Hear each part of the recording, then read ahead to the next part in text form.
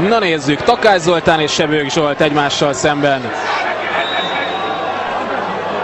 Sebőknek voltak már óriási bravúrjai, és van még egy! Aztán egy micsoda öngól! Hát ez hihetetlen! Ez hihetetlen! Gyurica! Ez nem igaz.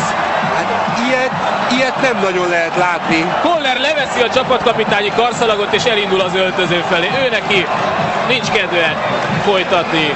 Hát hihetetlen, érdemes lenne végignézni a fehérvári játékosokat most egyesével. Sitko a felező vonalon ül, mások a 16-osnál, és mindannyian a fejüket fogják, legalábbis a rutinosabb labdarúgók közül. Ők még ilyet nem nagyon láttak, talán egyszer az Újpest pályán valami hasonlót Tokodi Tibortól, szegénytől.